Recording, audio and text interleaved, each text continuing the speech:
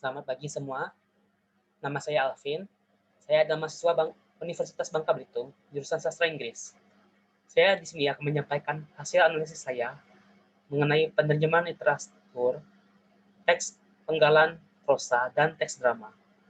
Sebelum masuk ke analisis, saya akan menjelaskan apa itu penerjemahan literatur. Berbeda dengan penerjemahan yang lainnya, penerjemahan literatur, selain ingin menyampaikan informasi dan hasil apa itu terjemahannya, penerjemahan ini harus mempertahankan nilai estetika, gambaran, dan perasaan dari penulis teks tersebut ke pembaca, agar pembaca dapat mendapatkan gambar yang jelas apa yang ingin disampaikan oleh penulis. Itu saja penjelasan singkat mengenai penerjemahan literatur.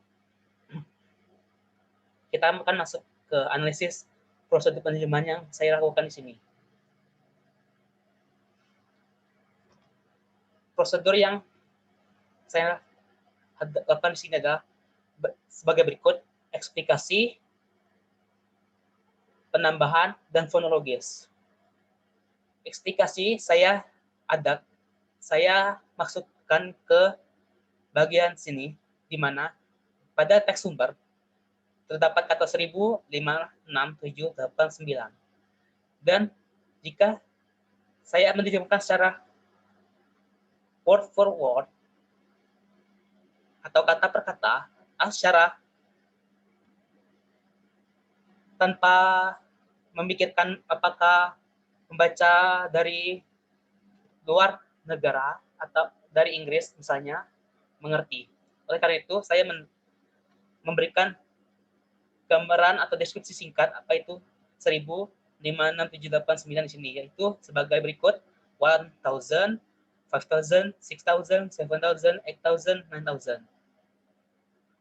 Lalu ada pula penambahan di bagian aku pun menyiapkan diriku dalam keadaan yang paling sip dan menjadi even I try to prepare myself in the best condition. Saya menambahkan try to di sini agar penerjemahnya bisa diterima, dan menurut saya secara pribadi lebih tepat, karena jika saya hilangkan try to atau tidak saya tambahkan try to, akan janggal bagi saya. Lalu prosedur penerjemahan fonologis yang menerjemahkan kata sesuai dengan meminjam ungkapan dari kata bahasa sumber menjadi ke bahasa terjemahan dan mengubah strukturnya sesuai dengan bahasa terjemahan. Yang saya lakukan kepada daging dan nyali jantan menjadi guts. Guts lebih umum dipakai oleh orang Inggris dan Amerika untuk memberitahukan bahwa mereka punya nyali yang jantan. Itu saja mengenai prosedur penerjemahan. Selanjutnya kita akan memasuki metode penerjemahan yang saya pakai. Metode yang saya gunakan adalah lebih mengedepankan bahasa sumber dan melalui penerjemahan semantis.